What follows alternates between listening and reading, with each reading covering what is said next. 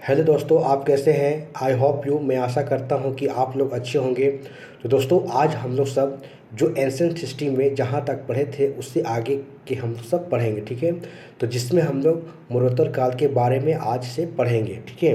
तो दोस्तों, यदि हमारे पुराने वीडियो को आप नहीं देखे हैं तो आप उससे पहले जाकर देख लें और उससे संबंधित जो भी मैं एमसीक्यू क्वेश्चंस कराया हूं आप उसको पहले देख लें, ठीक है।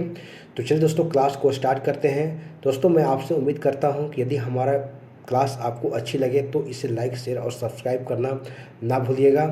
तो चलिए दोस्तों, क्लास को स्टार्ट करते हैं और इसमें उत्तराधिकार काल के बारे में पढ़ते हैं, ठीक है। तो दोस्तों, मैं आपको ये बताना चाहता हूं कि जिस प्रकार से मैं पहले थ्योरी पढ़ाता हूं और उसके बाद मैं एमसीक्यू क्वेश्चंस करा रहा हूं, ठीक है, करा देता हूं, इसी प्रकार से मैं सभी सब्जेक्ट को आपको मैं पहले थ्योरी और उसके बाद एमसीक्यू क्वेश्चंस को आपको करा दूंगा, ठीक है। तो चलिए क्लास को स्टार्ट करते हैं और इसमें पहले देखते हैं मरणोत्तर काल के बारे में, ठीक है। देखिए, इसमें सबसे पहले देखेंगे मरणोत्तर काल के बारे में। तो अगर इसमें देखें तो सबसे पहले शुंग वंश आया, उसके बाद कण्व वंश आया, उसके बाद सातवाहन वंश के बारे में देखेंगे, ठीक है। यानी कि मरणोत्तर काल में हम लोग सब तीन लोगों का शासन को देखेंगे। शुंग वंश के देखेंगे, उसके बाद कण्व वंश को देखेंगे और सातवाहन वंश को देखेंगे, ठीक है। उस प्रकार से हम लोग सब इसको आगे हम तो सब बढ़ाते हैं। चलिए, तो इसमें सबसे पहले शुंग वंश के बारे में हम लोग देखते हैं कि शुंग वंश के कैसे इसमें विस्तार हुआ, ठीक है। उसको हम लोग सब देखेंगे, ठीक है। चलिए, आइए।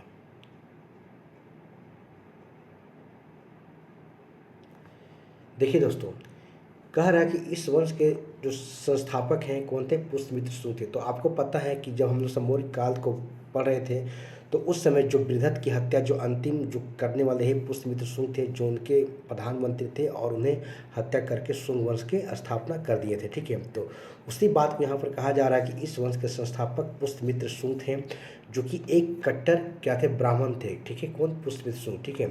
इसने अपनी राजधानी जो पाटलिपुत्र में बनाई थी, कौन? पुष्यमित्र शुंग, ठीक है। उसके बाद इसमें आगे देखेंगे, ठीक है, इनके बारे में और क्या कहा जा रहा है, ठीक है। इसमें देखेंगे कि दूसरी और राजधानी जो कि विदिशा एमपी में बनाई थी। तो देख सकते हैं दोस्तों, इनकी पहली राजधानी कहाँ? पाटलिपुत्र थी और दूसरी राजधानी देखा जाए तो विदिशा जो कि मध्य प्रदेश में है, ठीक है। तो पुष्यमित्र सिंह की दो राजधानी यहाँ पर दिखाई जा रही, ठीक है। उसके बाद देखेंगे इसने बौद्ध धर्म का पूर्णतः भारत में स्थापित किया। यानी इनका कहने का मतलब ये है कि पुष्यमित्र शुंग जो था बौद्ध धर्म को जो कि भारत में पूर्ण रूप से क्या किया? उसको स्थापित किया था, ठीक है। तो इस प्रकार से आप यहाँ पर देख सकते हैं, ठीक है। नेक्स्ट आगे देखेंगे इसी में, ठीक है।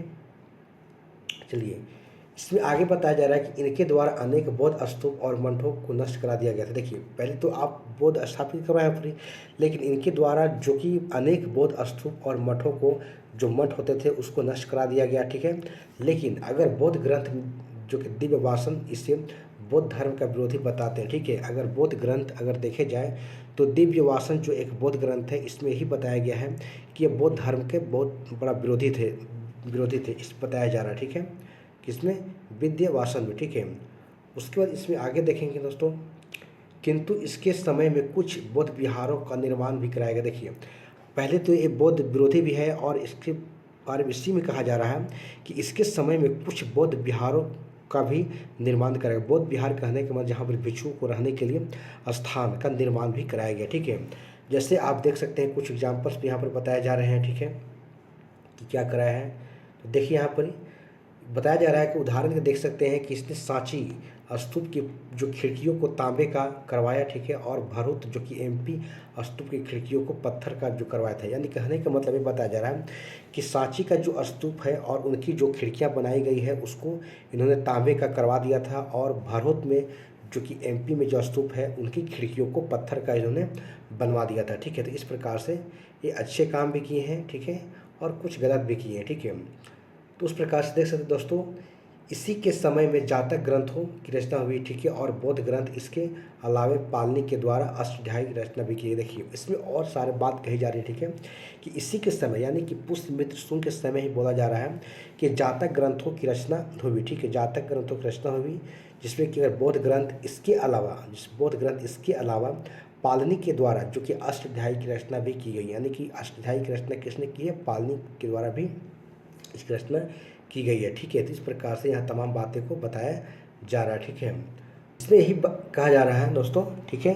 देखिए, इसी के समय में मनु स्मृति जो कि गर्गी संहिता के भी लिखा गया। देखिए पुष्यमित्र शुंग के सही बताया जा रहा है कि उन्हीं के समय में मनु स्मृति जो कि गर्गी संहिता को भी यहाँ पर लिखा गया है, ठीक है। और इसके अलावा जो कि जैन संत जो कि जिन सेन के द्वारा हरिवंश की रचना की गई थी, ठीक है। तो देख सकते हैं कितने सारे इनके समय में कार्य किए जा रहे हैं, बहुत सारे ग्रंथ लिखे जा रहे हैं, ठीक है।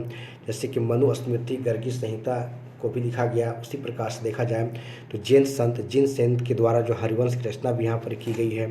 तो तमाम चीज़ों को आप देख सकते हैं, ठीक है, कि पुष्यमित्र शुंग के समय में बहुत सारा काम किए जा रहे। देखिए उसके बाद है कि पुष्यमित्र शुंग का उत्तराधिकारी जो कि अग्निमित्र हुआ, ठीक है, उसका जो उत्तराधिकारी हुआ।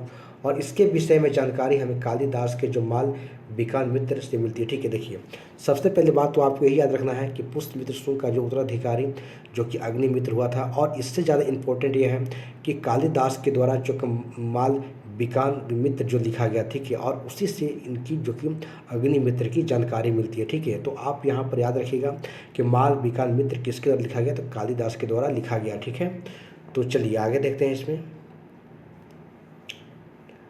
देखिए उसके बाद बोल रहा है दोस्तों कि पुष्यमित्र शुंग के समय ही यवनों का आक्रमण जो कि भारत में शुरू हो गया चुका था, लेकिन अग्निमित्र ने असफल कर दिया। देखिए अग्निमित्र जो वही था जो कि पुष्यमित्र शुंग के जो उत्तराधिकारी हुआ था। देखिए यहाँ पर क्या होता है कि पुष्यमित्र शुंग के समय यानी कि यवन कहने के मतलब जो विदेशियों का यहाँ पर आक्रमण शुरू हो गया था, लेकिन अग्निमित्र जो था इसको असफल कर दिया था। हालांकि वो आते थे और युद्ध करते थे, लेकिन उनका असफलता यहाँ पर मिला, ठीक है, उनकी सफलता यहाँ पर नहीं मिल पाई। उसके बाद आगे देखते हैं दोस्तों।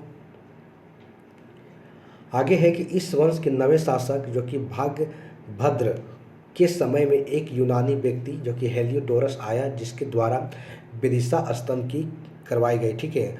और जिसने भगवान विष्णु के प्रति काफ़ी ज़्यादा जो है, ठीक है, वो ये है कि भगवान विष्णु के प्रति जो है अपनी श्रद्धा की काफ़ी दिखाई, ठीक है, श्रद्धा की भावना को दिखाई। तो इस प्रकार से आप देख सकते हैं कि यहाँ पर जो है इनके समय जो है एक विदेशी यात्री भी यहाँ पर आ रहा है, ठीक है, जो कि हेलियोडोरस यहाँ पर आता है, ठीक है। और इस प्रकार से आप यहाँ पर देख सकते हैं कि जो कि भगवान विष्णु के प्रति श्रद्धा की भावना यहाँ पर दिखाई जाती, ठीक है। उसके बाद देखिए की बात हो रहा है, किसकी बोल रही है, तो पुष्यमित्र जो शुंग वंश था उसके शुंग वंश के बारे में कहा जा रहा है कि इस वंश के आखिरी शासक की बात करें हम, ठीक है, तो देख सकते हैं, ठीक है। तो देखिए दोस्तों यहाँ पर बोला जा रहा है कि इस वंश के आखिरी शासक, ठीक है, तो इस वंश के आखिरी शासक के बारे में कहा जा रहा है, ठीक है, कहा जा रहा है, ठीक है। तो इस वंश के अगर आखिरी शासक की बात करें हम तो देवभूति था, ठीक है, जिसकी हत्या वासुदेव के द्वारा कर दिया गया और कर्ण वंश की स्थापना कर दी गई। देखिए दोस्तों यहाँ पर यही बात कहा जा रहा है, ठीक है, कि इस वंश के आखिरी शासक कौन हुआ था, देवभूति हुआ था, ठीक है, यानी कि जो शुंग वंश का, ठीक है, जिसकी हत्या कौन कर दिया था, वासुदेव के द्वारा कर दिया गया और कर्ण वंश की स्थापना कर दिया गया। यानी इसलिए पता चलता है कि कर्ण वंश की स्थापना किसने किया था, तो वासुदेव के द्वारा किया गया था, ठीक है। तो इसके बाद हम लोग सब कर्ण वंश के बारे में देखेंगे, ठीक है। चलिए आगे देखिए कुछ और भी इसके बारे में कुछ बताया जा रहा है। यहाँ पर देख सकते हैं कि पुष्यमित्र शुंग के द्वारा 2 अश्व जो कि मेघ यज्ञ किए गए थे, जिसकी जानकारी हमें अयोध्या लेख से मिलती है, ठीक है। तो दोस्तों ये भी आप याद रख सकते हैं। देखिए जो कि मैं काफ़ी यहाँ वीवीआई करके मैं टिक भी लगा दिया, जो भी मेरे को वीवीआई यहाँ पर ही जब मैं सेट को प्रैक्टिस कर रहा था तो वहाँ पर बहुत सारे क्वेश्चंस हमको देखने को मिलते थे। तो मैं इसी प्रकार से मैं सारे जगह पर अपना टिक करके आप वीवीआई करके मैं उसको समझने का प्रयास करता था। तो उसी प्रकार से यहाँ देख सकते हैं दोस्तों कि पुष्यमित्र शुंग के द्वारा 2 अश्व मेघ यज्ञ किए गए थे, जिनकी जानकारी कर बात करें तो अयोध्या लेख से मिलती है, ठीक है। तो इस प्रकार से आप यहाँ पर देख सकते हैं। नेक्स्ट आगे इसी में देखते हैं दोस्तों क्या है। देखिए महाभाष्य के लेखक जो कि पतंजलि किसको लिखा गया, तो महाभाष्य के द्वारा जो कि पुष्यमित्र शुंग के समकालीन थे, कौन, महाभाष्य, ठीक है। और यह अगर पतंजलि के बारे में क्या करें, पतंजलि जो है एक व्याकरण की क्या है, एक मतलब रचना है, ठीक है, पतंजलि, ठीक है। और इसमें ऐतिहासिक व्यक्तियों के संबंधों को इसमें बताया जाता है, ठीक है। तो इस प्रकार से आप देख सकते हैं कि जो महाभाष्य के लेखक कौन है, पतंजलि है, जो कि व्याकरण से संबंधित है। और पुष्यमित्र शुंग के जो समकालीन थे कौन, जो कि महाभाष्य, ठीक है। और इसके ऐतिहासिक व्यक्तियों का संदर्भ यहाँ पर देखने को मिलता है, ठीक है। तो इस प्रकार से आप यहाँ पर देख सकते हैं। उसके बाद दोस्तों यहाँ पर देखते हैं कर्ण वंश के बारे में देखते हैं, जस्ट हम लोग देखेंगे। तो कंड वंश के देखेंगे इसमें कि इसमें कौन कौन से शासक यहाँ पर आए और किस प्रकार से इनका विस्तार हुआ, ठीक है, साम्राज्य का, ठीक है, इस प्रकार से देख सकते हैं, ठीक है। तो देखते हैं सबसे पहले वासुदेव को देखते हैं, उसके बाद भूमिपुत्र को और तारापन को और सुशर्मा को, ठीक है। देखिए कंड वंश में अगर शासक की बात करें हम तो मूल रूप से अगर हमको जो पढ़ना है वासुदेव, भूमिपुत्र, तारापन और सुशर्मा के बारे में पढ़ना है, ठीक है। इस प्रकार से आप यहाँ पर देख सकते हैं, ठीक है, डिवाइड करके। उसके बाद आगे देखते हैं, ठीक है। आइए देखिए, अगर इस वंश के अगर स्थापना की बात करें हम, जो संस्थापक कौन थे तो वासुदेव को, इनमें से वासुदेव थे, ठीक है। और इनमें कुल मिलाकर 4 शासकों ने यहाँ पर शासन किया था, जो वही है जो ऊपर हमने देखा, ठीक है। जो ऊपर हम देखा हमने 4 जो शासक थे, ठीक है, उसमें देखे जाए वासुदेव हो गया, भूमिपुत्र हो गया, तारायण हो गया और सुशर्मा, ठीक है। तो यही 4 शासक ऐसे थे जो कि कंड वंश में क्या किए, अपना शासन किए, ठीक है। तो सुशर्मा जो कि अंतिम रूप से आप देख सकते हैं, ठीक है। तो चलिए उसके बाद यहीं पर देखते हैं दोस्तों, जो हमारे इम्पोर्टेंट है उसको, ठीक है, कि आखिरी शासक सुशर्मा की हत्या अगर देखा जाए, ठीक है, तो सिमुक के द्वारा, सिमुक नामक सामंत ने कर दिया, ठीक है। और सतवाहन वंश की यहाँ पर स्थापना हो गई। देखिए अगर यहाँ पर बात करें तो आखिरी जो हमारा कंड वंश के जो शासक था सुशर्मा था, ठीक है। तो सुशर्मा अगर देखा जाए तो सुशर्मा की अगर हत्या करने वाले जो कि सिमुक नामक एक सामंत ने कर दिया और यहीं पर सतवाहन वंश की स्थापना हो गई। देखिए अब यहीं से हमारा सतवाहन वंश स्टार्टिंग हो जाता है, क्या है कि यहाँ पर जो है सिमुक के अंतिम जो शासक था कंड वंश को, उसकी हत्या कर दी गई है, ठीक है। तो चलिए सतवाहन वंश के बारे में देखते हैं हम लोग। देखिए सतवाहन वंश की बात करें हम, ठीक है, जो कि 30 BC से लेकर 250 AD के बीच में पढ़ेंगे, ठीक है। और इसमें आप देख सकते हैं, ठीक है, कि इसकी पहली राजधानी कहाँ थी, प्रतिष्ठान थी, और दूसरी राजधानी की बात करें तो अमरावती है, ठीक है। इस प्रकार से आप यहाँ पर देख सकते हैं, ठीक है। चलिए तो उसको हम लोग आगे देखते हैं, ठीक है। देखिए इस वंश की अगर बात करें हम, संस्थापक कौन था, सिमुक, जस्ट अब देखे तो इसको हत्या कर दिया था। तो हत्या करने के बाद जो था इसकी स्थापना किया था, ठीक है, सतवाहन वंश के, ठीक है। और इनकी 2 राजधानी अगर बात करें, पहली राजधानी आंध्र प्रदेश थी और कि गुंटूर जिले में, जो कि कृष्णा नदी के तट पर है, ठीक है। तो सतवाहनों की पहली राजधानी की बात करें तो कहाँ थी, तो आंध्र प्रदेश के गुंटूर जिला में कृष्णा नदी के तट पर इनकी पहली राजधानी थी, ठीक है, सतवाहनों की, ठीक है। उनकी दूसरी राजधानी की बात करें हम तो महाराष्ट्र के, जो कि औरंगाबाद जिले में गोदावरी नदी के तट पर स्थित है, ठीक है। यानी पहली राजधानी कहाँ था, आंध्र प्रदेश में, जो कि कृष्णा नदी के तट पर। और दूसरी राजधानी की बात करें हम तो महाराष्ट्र के में, जो औरंगाबाद जिले के गोदावरी नदी के तट पर स्थित है। लेकिन जब शकों का आक्रमण हुआ, जब शकों कहने के जब जहाँ पर विदेशियों का आक्रमण हुआ, ठीक है, तो फिर ये क्या हुआ कि इनकी जो, तो इन्हें महाराष्ट्र के इस क्षेत्र को छोड़ना पड़ा, ठीक है। यानी कि जब यहाँ पर, क्योंकि विदेशियों का तो यहाँ पर शुरुआत हो गया था आना जाना, तो वही है, जब शकों का आक्रमण हुआ तो फिर ये क्या किए, वहाँ से मतलब उस जगह को छोड़ना पड़ा और इन्हें महाराष्ट्र के मतलब कि यहाँ पर इस क्षेत्र को क्या करना पड़ा, छोड़ना पड़ गया, ठीक है। तो वही कह रहा है, ठीक है, कि आगे चलकर आंध्र प्रदेश में चले गए, ठीक है। और इसलिए इन्हें आंध्र सतवाहन भी कहा जाता है। यानी कि बाद में क्या हुआ कि ये जब मतलब कि महाराष्ट्र छोड़े तो फिर वो यहाँ आंध्र प्रदेश चले गए, इसलिए से आंध्र सतवाहन वाहन भी कहा जाता है, किसको, तो सतवाहन को, ठीक है। उसके बाद देखो इस वंश की अगर महत्वपूर्ण अगर शासक की बात करें हम तो सतकर्णी प्रथम था, ठीक है, आप इसको याद रखिएगा। नहीं, सतवाहन वंश की अगर बात करें हम, अगर सबसे महत्वपूर्ण शासक की बात करें हम तो कौन था, सतकर्णी प्रथम है, ठीक है। जिसकी जानकारी हमें उसकी पत्नी, जिसका नाम था नागनिका के नाना घाट, जो कि पुणे अभिलेखों से मिलती है, ठीक है। यानी कहने का मतलब है कि सतकर्णी जो प्रथम था, जो कि सतवाहन वंश के सबसे महत्वपूर्ण शासक था, और इसकी जानकारी उसकी पत्नी जो कि नागनिका के नागघाट पुणे के अभिलेखों से मिलती है, ठीक है। तो आप यहाँ पर इसको ध्यान में रखिएगा, ठीक है। चलिए उसके बाद देखते हैं दोस्तों, आगे देखते हैं क्या है, ठीक है। देखिए उसके बाद है कि देख सकते हैं कि सतकर्णी प्रथम को दक्षिण की अधिपति भी कहा जाता है। यानी कि सतकर्णी जो प्रथम जो था, सतवाहन वंश के सबसे महत्वपूर्ण शासक था, इसे दक्षिण का अधिपति भी कहा जाता है, ठीक है। और इसे अप्रिहत जिसे कोई हरा ना सके, यानी कि ऐसा शासक था कि इसको कोई हरा ना सकने वाला कहा जाता था, ठीक है। इस प्रकार से आप यहाँ पर देख सकते हैं, ठीक है, कि किस प्रकार से जो है सतकर्णी अपने आप में एक महत्वपूर्ण है, ठीक है। आगे देखिए, ठीक है, उपाधि धारण की, ठीक है, वही जो उपाधि जो इसने धारण की थी, ठीक है। तो वही यहाँ पर बताया जा रहा है, ठीक है, कि इन्होंने जो था, जिसने इन्होंने चक्र की, चक्र कहने का मतलब होता है चक्र की उपाधि धारण की थी, ठीक है। तो कौन किए थे? तो सतकर्णी, ठीक है, प्रथम। उसी प्रकार देख सकते हैं दोस्तों कि इसके द्वारा सांची स्तूप के प्रवेश द्वार पर भी इसकी सूचना मिलती है, ठीक है। यानी सांची के जब हम उसकी स्तूप को जब प्रवेश करते हैं, ठीक है, तो वहाँ पर भी देखते हैं तो इसकी सूचना मिलती है, किसकी? तो सतकर्णी की, ठीक है। इस प्रकार से आप इसको देख सकते हैं, ठीक है। चलिए आगे देखते हैं, क्या है उसको आप देख सकते हैं, ठीक है, कि सोने के सिक्के चलवाने का काम सातवाहनों के द्वारा किया गया था, ठीक है। और स्वर्ण और रजत के सिक्के का अनुपात की बात करें हम तो इस समय कितना था? तो 1:10 के रूप में था, ठीक है। भूमि दान का प्राचीनतम साक्ष्य की बात करें हम, ठीक है, तो यहाँ पर देखने को मिलता है, ठीक है। उसी प्रकार से आगे इसमें और है कि सातवाहनों की अगर राजभाषा कैसे थी? तो प्राकृतिक थी। आप इसको याद रखिएगा कि सातवाहनों की जो कि इनकी राजभाषा कैसी थी? प्राकृतिक थी। और अमरावती के प्रसिद्ध स्तूप का निर्माण इन्होंने करवाया था, ठीक है। यानी कि अमरावती के प्रसिद्ध स्तूप का निर्माण किसने करवाया था? तो सातवाहनों के द्वारा करवाया गया था, ठीक है। उसके बाद है दोस्तों, आगे देखते हैं और क्या इसमें है। इसके द्वारा 2 अश्वमेध यज्ञ जो है करवाए गए थे, ठीक है। दो मतलब कि 2 अश्वमेध यज्ञ करवाए गए थे। एक था राजसूया था, ठीक है। इस प्रकार से आप देख सकते हैं, ठीक है, कि इस समय जो सातवाहनों के द्वारा 2 जैसे कि अश्वमेध यज्ञ और एक राजसूय यज्ञ जो है करवाया गया था, ठीक है। तो आप देख सकते हैं, ठीक है। उसके बाद अगर बात करें आगे हम, ठीक है, तो देखिए इसी वंश में हाल नाम का एक शासक हुआ करता था, ठीक है, जिसके द्वारा गाथा सप्तशती नामक ग्रंथ लिखा गया था, ठीक है।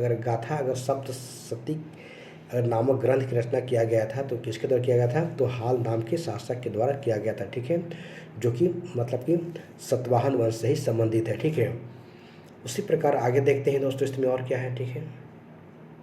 देखिए मौर्यों के बाद कहता है कि मौर्यों के बाद दक्षिण भारत में सबसे शक्तिशाली राज्य रहा तो कौन रहा? सतवाहन था, वंश था, ठीक है। और सबसे पुराना भी, यानी कि सबसे अगर देखा जाए तो अगर शक्तिशाली और सबसे पुराना की बात करें तो सतवाहन वंश सही था, ठीक है। इस प्रकार से आप यहाँ पर देख सकते हैं। देखिए दोस्तों उसके बाद यहीं पर ही जो हमने देखा था कि सतकर्णी के बारे में, जो कि सबसे पावरफुल अपने आप में था, वही है कि सतवाहन वंश में गौतमी सतकर्णी, जो कि गौतमी पुत्र सतकर्णी, ठीक है, इसकी बात करें हम तो इस वंश का सबसे प्रतापी और गौतमी पुत्र सतकर्णी ही था, जो देखे थे, ठीक है, ठीक है। तो उसी के बारे में कहा जा रहा था। और इसके समय में, एक मिनट और बताया जा रहा है कि इसके समय में एक शासक जो कि नहपान ने आक्रमण किया, लेकिन वह पराजित हो गया, ठीक है। तो काफ़ी पावरफुल था सतकर्णी अपने आप में, गौतमी पुत्र सतकर्णी, ठीक है। उसके बाद अगर आगे इसमें इसी में आगे देखते हैं हम लोग सब, ठीक देखते हैं, ठीक है। देखिए गौतमी पुत्र सतकर्णी ने सतवाहनों को प्रतिष्ठान को बहुत ऊपर दिया, ठीक है। और इसके बारे में जानकारी हमें नासिक के जोगल थम्बी सिक्कों से मिलती है, ठीक है, जिस पर जो है इसमें गौतमी पुत्र सतकर्णी का चित्र बना हुआ, ठीक है, कि जिस पर जो है एक और गौतमी पुत्र सतकर्णी का चित्र है और इसी पर नहपान का भी चित्र है, देख सकते हैं, ठीक है। तो उसी के बारे में बताया जा रहा है दोस्तों, ठीक है, कि वही कह रहा है कि जोगल के जो थम्बी सिक्के मिलती है, जो जोगल में जो थम्बी जो सिक्के मिले हैं उस पर जो है गौतमी पुत्र सतकर्णी का चित्र और नहपान दोनों का चित्र देखने को यहाँ पर मिल रहा है, ठीक है। तो आगे देखते हैं दोस्तों, उसके बाद देखते हैं, ठीक है। देखिए इसके बाद यहाँ पर है कि इसके पश्चात इस वंश का अगला शासक कौन था? विशिष्टि का पुत्र कौन था? पुलुभावी था, ठीक है। हालांकि ठीक है, तो वही कह रहे हैं कि इसके पश्चात अगर बात करें हम तो इस वंश का अगला शासक कौन था? विशिष्टि पुत्र पुलुभावी था, ठीक है। तो यहाँ पर पुलुभावी को हम देख सकते हैं, ठीक है, कि उसके बाद देखिए पुलुभावी के बारे में यहाँ पर कहा जा रहा है दोस्तों, ठीक है, कि इसके समय में शक शासक जो कि रुद्र दामन जो था का आक्रमण हुआ, ठीक है। और यहाँ पर क्या हुआ कि पुल्लू जो भावी जो था वो पराजित हो गया, ठीक है। इस प्रकार से आप देख सकते हैं कि पुल्लू भावी जो था उतना योग्य नहीं था, यहाँ पर बताया जा रहा, दिखाया जा रहा, ठीक है दोस्तों, ठीक है, कि पराजित हुआ, ठीक है। किंतु इन दोनों के बीच में क्या वैवाहिक संबंध स्थापित हुआ? वही है कि पुल्लू भावी जो पराजित हुआ था उसके बाद क्या हुआ कि इन दोनों के बीच में क्या हुआ? एक वैवाहिक संबंध स्थापित हो गया, ठीक है। तो इस प्रकार से देख सकते हैं यहाँ पर कि पुलुभावी के बारे में बताया जा रहा है, ठीक है। देखिए अगर इसके पश्चात बात करें, इसके पश्चात इस वंश के में यज्ञश्री सतकर्णी का समय आता है, ठीक है। तो यज्ञश्री सतकर्णी जो था बस सातवाहन वंश ही भी चल रहा है दोस्तों, ठीक है। तो यज्ञश्री सतकर्णी का वंश जो कि उसका समय आता है, ठीक है, जिसके सिक्कों पर पानी का जहाज का चित्र मिलता है, ठीक है। यानी कि जो यज्ञश्री सतकर्णी जब आता है तो पता चलता है कि इसके सिक्कों की अगर देखा जाए तो इसके सिक्कों पर जो चलाया गया था तो उस पर क्या पानी जहाज का चित्र बना हुआ है, ठीक है। तो इस प्रकार से आप यहाँ पर देख सकते हैं। उसके बाद यहाँ देखते हैं दोस्तों कि यहाँ पर वर्ण व्यवस्था की बात करें हम तो राक्षस कहा जाता था। यहाँ के जो वर्ण व्यवस्था था उसको राक्षस कहा जाता था, ठीक है। उसके बाद देखते हैं कि सातवाहनों का जो समाज कैसा था, तो एक मातृसात्मक समाज था, ठीक है। यानी कि सातवाहन का समाज कैसा था, तो सातवाहनों का समाज मातृसात्मक समाज था, ठीक है। उसके बाद देखिए दोस्तों, इसके द्वारा कई प्रकार के सिक्के चलाए गए, ठीक है। जैसे हम देखते हैं कि शीशा के सिक्का हो, और उसके बाद चांदी का सिक्का हो, उसके बाद सोने का सिक्के जो कि स्वर्ण कहा जाता था। इस प्रकार से आप देख सकते हैं कि सातवाहनों के समय अगर बात करें हम तो यहाँ पर शीशे के सिक्के, चांदी के सिक्के और सोने के सिक्के चलाए गए थे, ठीक है। तो तमाम चीज़ों को आप यहाँ से देख सकते हैं। उसके बाद आगे देखते हैं दोस्तों, सातवाहन शासकों ने ही सबसे पहले ब्राह्मणों की भूमि दान देना शुरू किया। देखो, अगर ब्राह्मणों को सबसे पहले अगर किसी ने भूमि दान देना शुरू किया तो सातवाहन शासकों के द्वारा ही किया गया, ठीक है। उसके बाद एक कालिदास के लिखित जो कि मालविका मित्र नायक जो अग्नि जो कि मित्र सातवाहन वंश से जन इसके बारे में जो है यहाँ पर देखिए दोस्तों, इसमें हमने देखें कि आद्र सातवाहन जो राजाओं की सबसे लंबी सूची हमको कहाँ से मिलती है, तो मत्स्य पुराण से देखने को मिलती है, ठीक है। यानी कि जो हमारे आद्र सातवाहन जो राजाओं की अगर सबसे लंबी अगर सूची की बात करें हम तो मत्स्य पुराण से देखने को मिलती है। सातवाहनों ने पश्चिम भारत और दक्कन के हिस्सों पर शासन किया। नहीं, सातवाहन जो थे पश्चिम भारत, ठीक है, और जो दक्कन के क्षेत्र थे इन पर जो की है पश्चिम भारत और दक्कन के क्षेत्र हमारा ये वाला है, यहाँ तक इन्होंने शासन किया, ठीक है। इस प्रकार से आप यहाँ पर देख सकते हैं।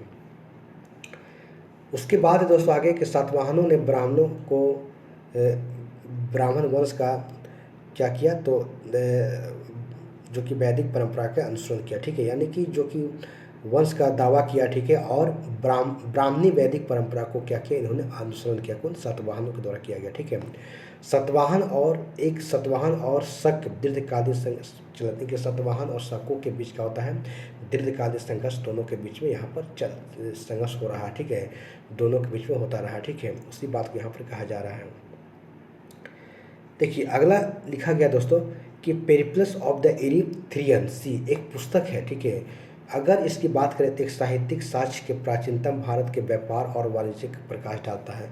लेकिन दोस्तों इसके लेखक अभी तक पता नहीं है, ठीक है, कि इसकी आखिर पेरिप्लस ऑफ द इरिथ्रियन सी को किसने लिखा, ठीक है। लेकिन इसमें ही बताया जा रहा है इस पुस्तक में कि यहाँ के जो भी साहित्यिक साक्ष्य हैं और व्यापार और वाणिज्य के बारे में क्या होता है, इस पर प्रकाश डालता है इस पुस्तक के बारे में। लेकिन इसको ये पता नहीं है कि इस पुस्तक को किसने लिखा है, ठीक है। तो आप देख सकते हैं। उसके बाद आगे देखते हैं दोस्तों हम लोग सब। देखिए दोस्तों यहाँ पर देखेंगे कि मौर्योत्तर काल में कुछ हम लोग विदेशी जो राज को देखेंगे, जो हमारे उस समय में कुछ जो कि विदेशी राज थे जो कि भारत में आना शुरू हो गए थे, ठीक है। तो उस प्रकार से आप देख सकते हैं।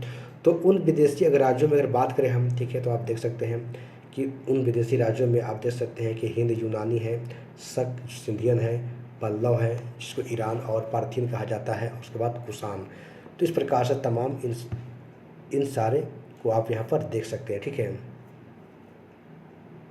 देख सकते हैं, ठीक है।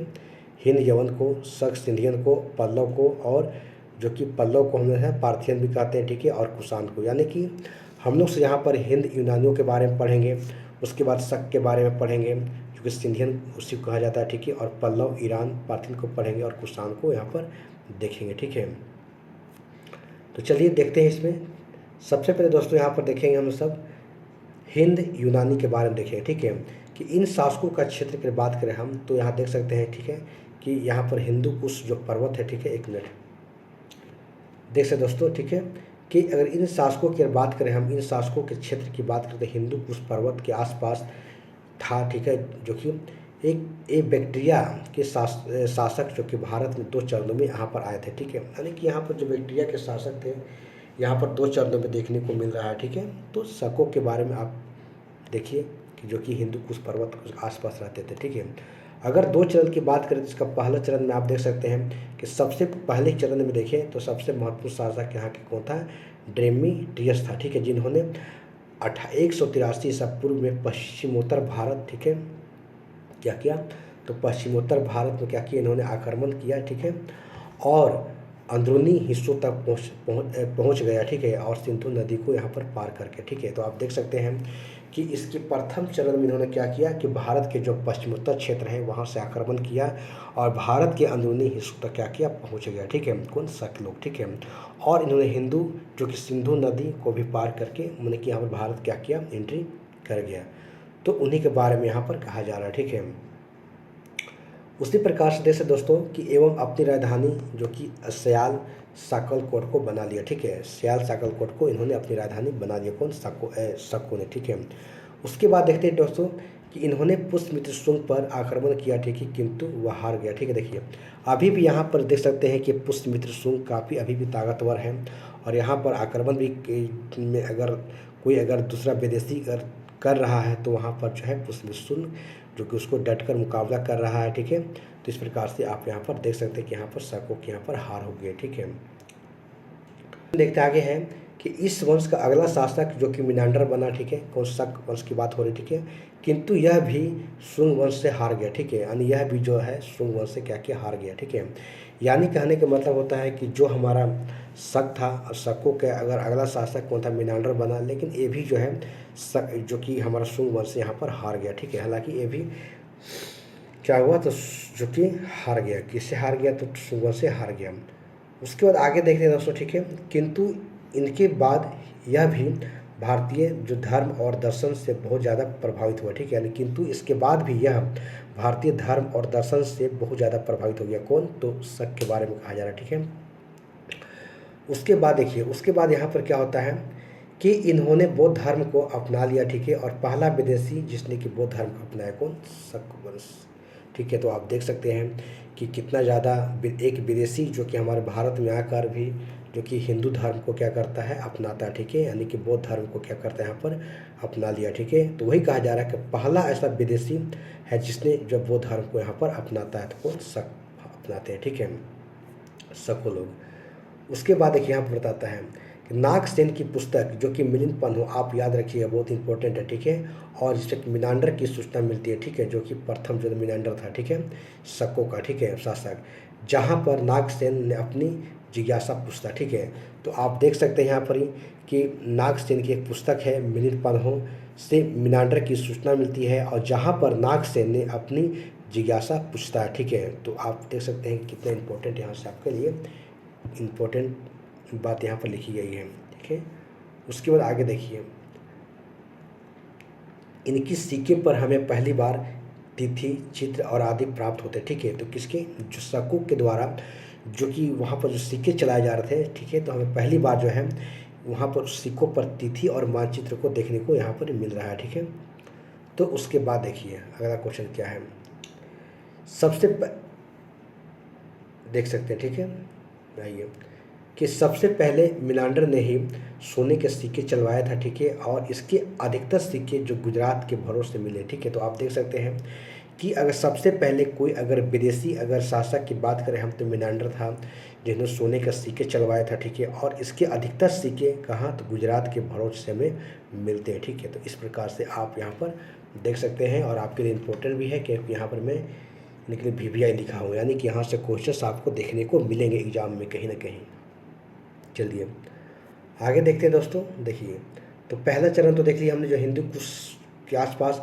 दूसरे चरण की बात करें हम, तो इस चरण में यूके ट्राइस नाम का एक शासक हमें दिखाई देता है, ठीक है, और इससे वंश में आगे चलकर जो है एंटियोकस नामक शासक होता है, ठीक है, एंटियोकस नामक शासक हो जाता है, ठीक है। तो इस प्रकार से आप यहाँ पर दूसरे चरण को देख सकते हैं, ठीक है।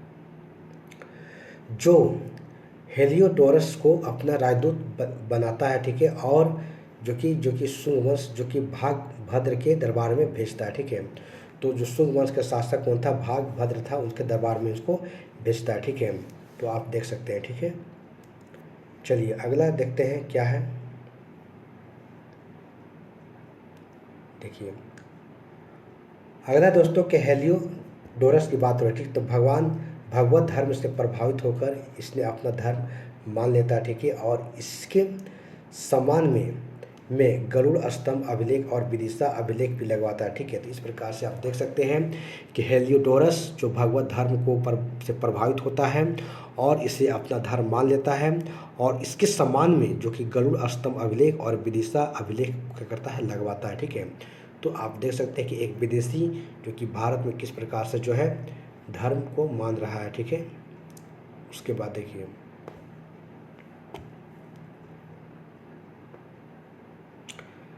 उसके बाद दोस्तों यहाँ पर है कि यूनानियों का भारतीय संस्कृति पर प्रभाव क्या रहा, ठीक है। यानी कि यूनानियों का जो भारतीय संस्कृति पर क्या प्रभाव रहा, तो यानी कि विदेशियों का जो भारतीय संस्कृति पर क्या उसके बारे में कहा जा रहा है, ठीक है। आप देख सकते हैं, ठीक है। तो यहाँ है दोस्तों बताया जा रहा है कि इस शासकों के द्वारा भारत में कई प्रकार के सिक्के चलाए गए जैसे जितिया हो, चित्र हो, लेख हो आदि हमें दिखाई देते हैं, ठीक है। तो इस प्रकार से आप देख सकते हैं, ठीक है। उसके बाद दोस्तों यहाँ पर बताया जा रहा है कि भारत में पहली बार लेख युक्त सोने के सिक्के इनके द्वारा ही चलाया गया था, ठीक है, जिसको ड्रम कहते हैं, ठीक है, जिसको क्या कहते हैं, ड्रम कहते हैं, ठीक है। यानी कि यहाँ पर देख सकते हैं कि शकों के द्वारा ही जो बताया जा रहा है कि भारत में पहली बार लेख युक्त, लेख में कुछ पर लिखा गया है, सोने के सिक्के चलाया गया, ठीक है, जिसको हम ड्रम कहते हैं, ठीक है। तो आप यहाँ पर देख सकते हैं, ठीक है। उसके बाद आगे आइए, देखिए दोस्तों आगे है कि यूनानियों ने, एक मिनट, देखिए यूनानियों ने भारत में ज्योतिष ज्ञान और बेहतर किया, ठीक है, और भारतीय ज्योतिष की 5 सिद्धांतों में से 2 सिद्धांतों में इसके द्वारा दिए गए, ठीक है। तो देख सकते हैं कि यूनानियों ने भारत में ज्योतिष ज्ञान को भी काफ़ी ज़्यादा बेहतर काम किया, ठीक है, और भारतीय जो कि ज्योतिष की 5 जो कि सिद्धांतों में भी 2 सिद्धांतों में इसके द्वारा दिए गए, ठीक है। तो 5 सिद्धांतों में 2 सिद्धांत कौन से, तो देखिए 2 सिद्धांत की बात करें हम तो एक रोमन जो कि पोलिस और एक वशिष्ठ जो कि पितामह सूर्य की बातें यहाँ पर कही जा रही, ठीक है।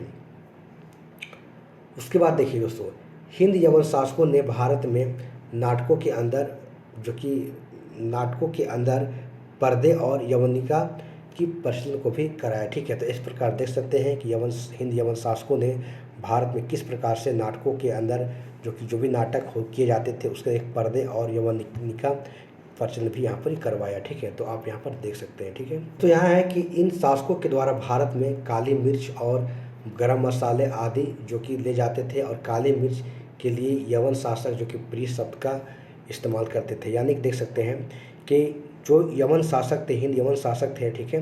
तो इन शासकों के द्वारा अगर देखा जाए तो भारत से काली मिर्च और गरम मसाले अपने देश में ले जाते थे, और काली मिर्च के लिए यवन शासक जो थे जब प्रिय शब्द का इस्तेमाल करते हैं यहाँ पर, ठीक है। तो उसी बात को यहाँ पर कहा जा रहा है, ठीक है। आगे देखते हैं इसमें, देखिए इन शासकों के आने से रोमन कला प्रभाव और भारतीय कला के ऊपर जो हमें हेलियोस्टिक कला का गंधार कला कहते हैं। यानी कहने का मतलब बताया जा रहा है कि जो इस शासक थे जो कि हिंद यूनानी जो शासक थे, शासकों के आने से कि जो रोमन कला का प्रभाव और भारतीय कला के ऊपर पड़ा, जो कि हमारी जो भारतीय कला जो था उनके ऊपर जो है रोमन कला के प्रभाव पड़ा, और इसे हेलिनिस्टिक कला या फिर गंधार कला कहते हैं, ठीक है। तो इस प्रकार से आप देख सकते हैं कि किस तरह से यवन शासकों का जो है हमारे भारतीय कला पर प्रभाव पड़ा, ठीक है।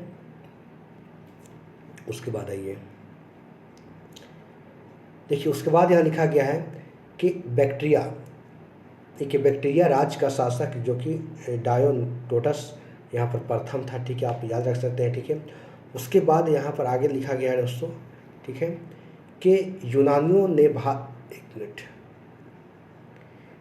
ने भारत को इंडिया कहा, ठीक है, यानी यूनानियों ने भारत को क्या कहा, इंडिया कहा, ठीक है। और मिनांडर जो कि 16 सिक्के विराट से प्राप्त हुए हैं, इस प्रकार से आप यहाँ पर बातें कही जा रही, ठीक है, ठीक है। तो आप इसको आगे हम लोग देखते हैं इसमें, और ठीक है, शक वंश के बारे में हम सब देखते हैं। तो दोस्तों यहाँ पर शक वंश के बारे में देखेंगे, ठीक है। चलिए देखिए, मौर्योत्तर काल में भारत पर आक्रमण करने वाला दूसरा शासक कौन थे, शक थे, ठीक है। यानी कि मौर्योत्तर काल में, ठीक है, भारत पर आक्रमण करने वाले अगर दूसरे अगर शासक की बात करें हम तो कौन थे? शक थे, ठीक है। और पहले कौन थे? हिंद यूनानी थे, ठीक है। तो इस प्रकार से आप यहाँ पर देख सकते हैं, ठीक है। उसके बाद इसमें और देखते हैं क्या है। देखिए, मध्य एशिया यानी ये मध्य एशिया के निवासी थे कौन? शक, ठीक है। और स्वयं को क्षत्रप कहते थे, ठीक है। यानी कि क्षत्रप स्वयं को कहते थे और ये मध्य एशिया के निवासी थे, ठीक है।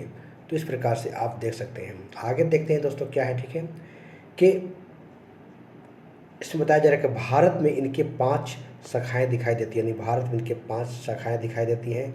तो 5 शाखाएँ देखते हैं कौन है? गांधार हो गया, तक्षशिला हो गया, मथुरा हो गया, उज्जैन हो गया, ठीक है। और इस प्रकार से अगला हम देखेंगे तो क्या है?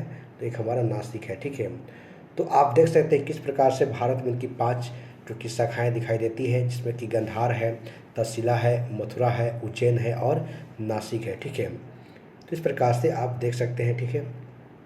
देखिए, आगे और बताया जा रहा है कि तक्षशिला में शक वंश की स्थापना जो कि माउस नामक शासक द्वारा की गई। यानी कि जो तक्षशिला में शक वंश की जो स्थापना हुआ था एक माउस नामक शासक के द्वारा जो है किया गया, ठीक है, यानी की गई, ठीक है।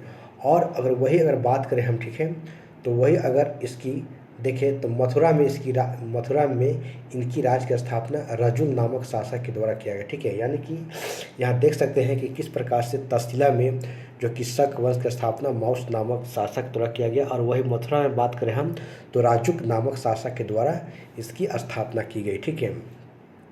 तो इसको आगे देखते हैं, ठीक है। देखिए, उसके बाद दोस्तों यहाँ पर है कि नासिक का शक नहपान जो गौतमपुत्र सतकर्णी से पराजित हुआ, ठीक है। यानी कि नासिक का जो वही कहता है कि नासिक का शक नहपान था जो कि गौतमीपुत्र सतकर्णी से क्या हुआ? पराजित हो गया, ठीक है। उसके बाद अगर आगे देखते हैं, ठीक है, इसमें क्या बोला जा रहा है, ठीक है। देखिए, उसके बाद है कि इस वंश का सबसे शक्तिशाली शासक उज्जैनी जो कि रुद्रामन जो 130 ईसा पूर्व में जिसने की अगर बात करें हम जिसने सातवाहनों के वशिष्ठ पुत्र पुलवासी को पराजित कर दिया था, ठीक है। देखिए, अभी यही लास्ट बचा हुआ था, ठीक है। यानी कि सातवाहनों की अगर बात करें हम तो कि जो कौन था? तो पुलवासी यानी कि पुलभावी कौन था? पुलभावी। वही कह रहा है कि वही यहाँ बात करें कि इस वंश का सबसे शक्तिशाली शासक उज्जैनी जो कि रुद्रामन से अगर देखा जाए जो कि यहाँ पर जिसने कि सतवाहन शासक वशिष्ठ पुत्र जो कि पुलभावी को पराजित कर दिया, ठीक है। और वही चंद्रगुप्त मौर्य के द्वारा, ठीक है, यानी वही कहा जा रहा है कि चंद्रगुप्त मौर्य के द्वारा, ठीक है, मौर्य के द्वारा बनाई गई झील सुदर्शन झील को क्या कि जीर्णोद्धार करवाया, ठीक है। तो इस प्रकार से आप देख सकते हैं कि मतलब कि किस प्रकार से यहाँ पर जो है जो कि उज्जैनी जो कि शासक जो था, ठीक है, तो वही बताया जा रहा है, ठीक है, कि पुलभावी को पराजित किया, ठीक है। और चंद्रगुप्त मौर्य के द्वारा जो सुदर्शन झील बनवाया गया था, ठीक है, उसको क्या किया? जीर्णोद्धार करने का इन्होंने काम किया, ठीक है। तो किसने? तो उज्जैनी शासक, ठीक है। इस प्रकार से आप देख सकते हैं इनके बारे में, ठीक है। शासकों में जो कि अगर बात करें तो गोंडोफर्निस नाम का एक प्रसिद्ध था, ठीक है, जिसका समय 19वीं ईसा AD से लेकर कब? तो इस प्रकार से देख सकते हैं क्या है 48वें AD तक जो है के बीच में बताया जा रहा है, ठीक है। यानी कि इस वंश के शासकों में जो कि गोंडोफर्निस नाम का एक प्रसिद्ध शासक था, ठीक है, जिसका समय बात करें हम तो 19 AD से लेकर 48 AD के बीच में था, ठीक है। और इसके तहत अगर बात करें हम, ठीक है, कि इसके द्वारा जो है यानी कि इसके द्वारा, ठीक है, कि तहत वाही अभिलेख जो कि खरोष्टी में लिखी गई, ठीक है। और इसके द्वारा नाम जो है गुद्दू बहर मिला, ठीक है। यानी इससे इसका नाम गुद्दू बहर मिला, ठीक है। तो इस प्रकार से आप देख सकते हैं, ठीक है, कि यहाँ पर बातें कही जा रही, ठीक है, किसके बारे में? तो शक वंश के बारे में सारी बातें बताई जा रही हैं यहाँ पर ही। देखिए, उसके बाद अगर यहाँ देखें दोस्तों, ठीक है, कि इसके समय में सेंट योकस नाम का एक ईसाई संत भारत आया जो कि भारत मतलब केरल आया, ठीक है। और यह ईसा मसीह के जो कि 12वें शिष्यों में से एक था। कौन था? तो इसका नाम था सेंट योकस, ठीक है, जो कि भारत आया जो केरल आया, ठीक है। और यहीं पर जो है ईसा मसीह की 12वें शिष्यों में से कौन था? एक था, ठीक है, सेंट योकस। तो आप देख सकते हैं, ठीक है। उसके बाद है दोस्तों कि काव्य शैली, एक मिनट, कि काव्य शैली का प्राचीनतम नमूना अगर बात करें तो कठियावाड़ के रुद्ररामन अभिलेख से मिलता है, ठीक है। यानी कि काव्य शैली का जो प्राचीनतम अगर नमूना की बात करें हम तो कहाँ से, तो कठियावाड़ के रुद्ररामन के अभिलेखों से मिलता है, ठीक है। तो इस प्रकार से आप यहाँ पर देख सकते हैं, ठीक है। आगे आइए, देखिए प्राचीन भारत के अभिलेखों में से प्राप्त रुद्रामन शब्द का एक राजा द्वारा चलाया गया सिक्का था, ठीक है। तो इस प्रकार से यहाँ बताया जा रहा है कि प्राचीन भारत के अभिलेखों में प्राप्त रुद्रामन शब्द जो है एक शक राजा द्वारा चलाया गया क्या था, सिक्का यहाँ पर बताया जा रहा है, ठीक है। तो आप देख सकते हैं। उसके बाद दोस्तों यहाँ पर एक संस्कृत भारत में पहला अभिलेखों जो रुद्रामन ने जारी किया था, यानी कि संस्कृत भाषा में पहला अगर अभिलेख की बात करें हम तो रुद्रामन के द्वारा यहाँ पर जारी किया गया था, ठीक है। तो दोस्तों आगे देखते हैं और क्या इसमें है, कुषाण काल, ठीक है। तो कुषाण काल देखते हैं, ठीक है। तो देख सकते हैं कुषाण काल के बारे में देखेंगे क्या कहा जा रहा है कुषाण काल के बारे में। देखिए मोरोत्तर काल में भारत में आक्रमण करने वाला अंतिम और विदेशी शासक कौन था, कुषाण ही था, ठीक है। यानी कि मोरोत्तर काल में भारत पर आक्रमण करने वाला जो कि अगर अंतिम अगर शासक बात करें हम, ठीक है, तो कौन था, तो कुषाण ही था, ठीक है। तो कुषाण के बारे में यहाँ पर देखेंगे क्या है। देखिए कुषाण जो कि मंगोलिया के यूची कबीले से जुड़े हुए थे, ठीक है। और इनके यहाँ राजस्व में देवत्व का विश्वास किया जाता था, ठीक है। और यह परंपरा उन्होंने चीन के शासकों से ग्रहण की थी। यानी देखिए यहाँ पर बताया जा रहा है कि कुषाण मंगोलिया के यूची कबीले से जुड़े हुए थे और इनके यहाँ राजत्व यानी कि जो राजत्व की बात हो रही थी, देखिए राजत्व में देवत्व का यानी कि जो राजा में देवत्व का जो विश्वास किया जाता था, ठीक है। और यह परंपरा इन्होंने चीन के शासकों से क्या की थी, ग्रहण की थी, ठीक है। तो आप यहाँ पर देख सकते हैं।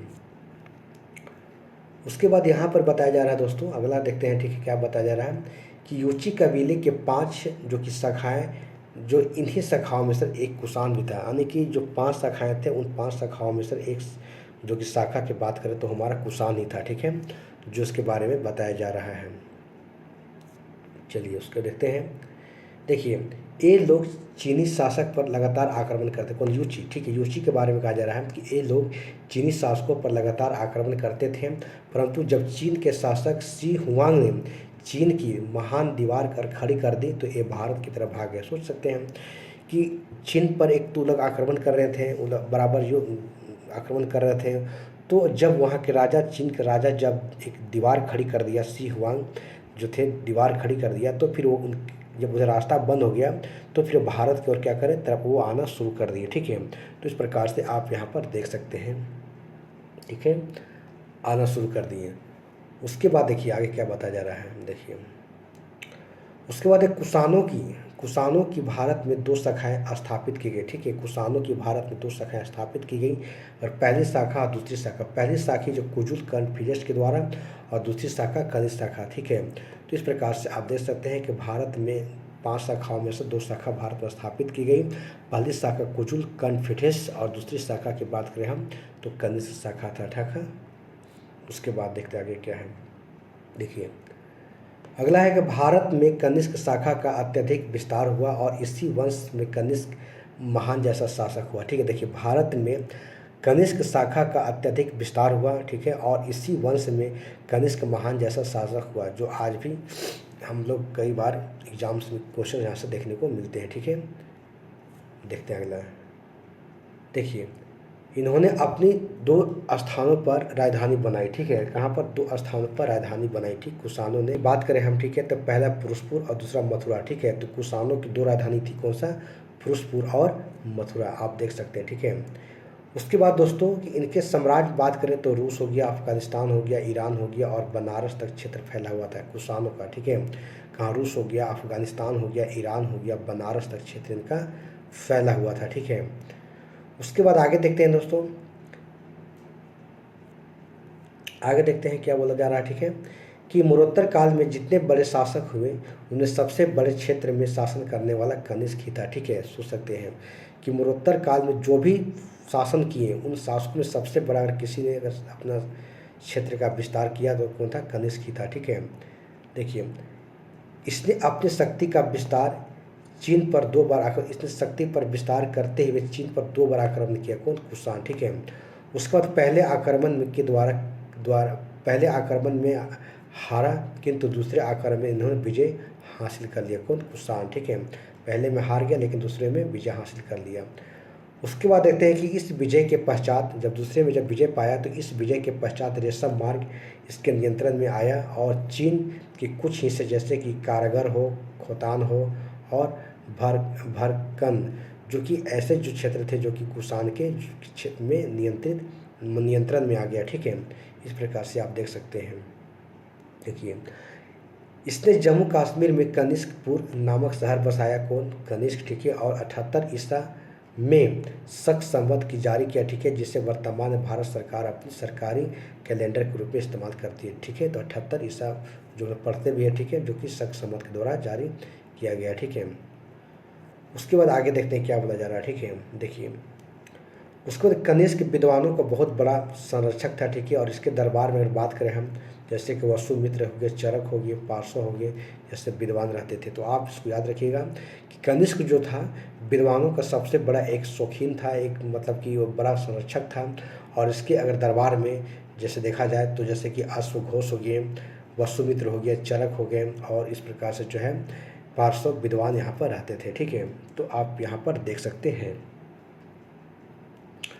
उसके बाद आगे देखते हैं दोस्तों क्या है, ठीक है।